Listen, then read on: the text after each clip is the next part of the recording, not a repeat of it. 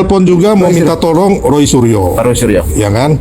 Sama Roy Suryo juga saya telepon juga ini nggak diangkat-angkat. Mulut besar.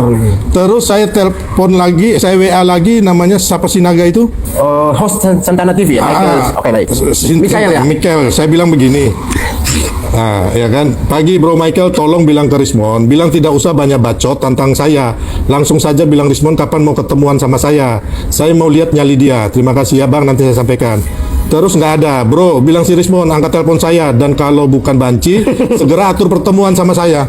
Ini, jadi nggak ada tanggapan sama sekali. Jadi dia mengatakan saya apa katanya? Tantangan begitu luar biasa ya, agak sedikit hominem bahwa mengatakan Abang Sil adalah penjilat dan juga Komisaris. Ruko, kuliah kampus Ruko ya. Sebelum masuk ke Bang Sil ya, dia mengatakan kampus apa? Kampus Ruko. S3 Rismon Sianiper, tolong dicek. Saya bongkar Bang Sil. Kita lihat di PD Dikti, data beliau S3 Rismon nil, artinya nol. Data di Universitas Mataram S3-nya nol. Terus Dr. Tifa S3-nya dia kuliah di UI 3 kali. Di mana 1 kali itu non aktif, 2 kali pengunduran diri, dan 1 cuti di Universitas Pajajaran. Kok orang cuti, orang pengunduran diri kok dikatakan dokter? Dokter dapat dari mana? Kapan wisuda? Kapan sidang tesis ataukah promosi kedokteran lain sebagainya? Kapan menguji dengan dosen pembimbing? Dan kembali ke Rismon Sianipar, katanya ijazahnya dari Jepang. Baca kembali, beberapa orang sudah kuliti dia tuh. Artinya menurut saya ijazah Rismon S3 ini perlu dipertanyakan, asli atau tidak. Tolong dicek kembali. Dan kalau menurut saya, masa orang pembuat gaduh tidak introspeksi diri kok menuding Pak Joko Widodo dan menuding Bang Sil. Jadi kembali, Rismon punya ijazah S3, tolong dicari tahu kembali benar atau salah. Jangan sampai itu yang tidak benar. Yang kedua, si Dr. Tifa, dokter ya, bukan dokter. Dokter itu S3. Tolong dicek, sudah wisuda belum? Kapan? Di mana? Tanggal berapa? Lewat siapa? Di mana ke lokasinya? Kampus apa? Yang terakhir, masalah Roy Suryo. Mereka ini serang Bang Sil, kan saya mau tanya. Pakar telematika, orang ilmu komunikasi, S2 ilmu kesehatan, kok bisa orang itu dinyatakan pakar ketika S1, S2, S3 itu linear dengan bidangnya. S1 hukum, S2 hukum, S3 hukum, itu berpakar.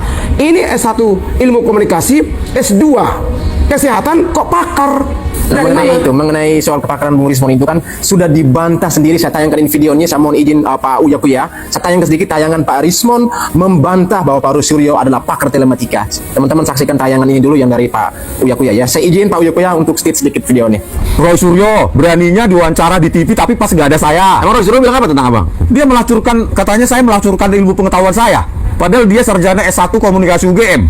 Tidak ada hubungannya dengan IT. S2-nya magister kesehatan UGM, tidak ada hubungannya dengan IT. Roy Suryo kuliahnya bukan IT. Ya makanya dari mana media menselebrasi dia menjadi pakar IT? Nah, kita lanjut nih mengenai bagaimana Bung Rismon ada ad hominem ya, kalau melihat. Mungkin tapi Abang Silver orang hukum bisa mengoreksi apakah ini termasuk ad hominem atau tidak, mengatakan Abang Silver adalah penjilat dan kampus Ruko. Ya saya secara pribadi saya mengenal beliau sama-sama dari Flores dan NTT, dan kami kampungnya tetangga ya teman-teman.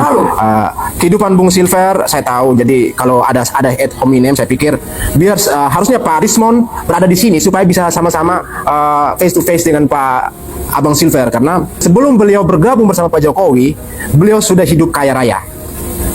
Saya katakan beliau sudah kaya raya. Jadi tawaran komisaris kemarin itu pun ya beliau sendiri yang bergelut di dalam. Tetapi kehidupan pribadi, keluarganya, beliau punya bisnis banyak.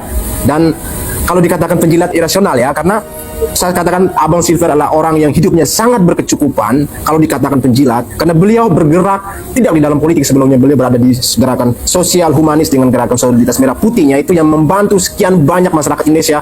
Dan perlu diketahui sampai hal ini yang membuat Pak Jokowi tertarik. Siapa sih Abang Silver ini? Sampai Pak Jokowi yang meminang, Pak Jokowi yang merasa tertarik karena pergerakan Abang Silver. Dari situ bukan Abang Silver yang terhadap Pak Jokowi, tapi karena memang simpatis, karena Abang Silver juga bisa berada di ruang sosial yang bagus, maka bisa menjadi daya tarik publik. Kalau Bu Silver mendapat tawaran komisaris, dipanggil pula. Dipanggil. Tapi kalau ada yang mengatakan ditawar komisaris tapi ditolak, ya kita nggak tahu ini valid atau tidak. Siapa yang ada seseorang ini yang termasuk ijazah palsu ini? Ada di dalam lingkaran itu juga. Tapi kita mau konfirmasi kan. Jangan-jangan orang yang dari yang ngomong yang dari gua yang mukanya kayak batu. Yang katanya S3 dari Jepang itu ya? Iya, yang bagus. Dia ditawarin komisaris. Katanya siapa yang mau nawarin?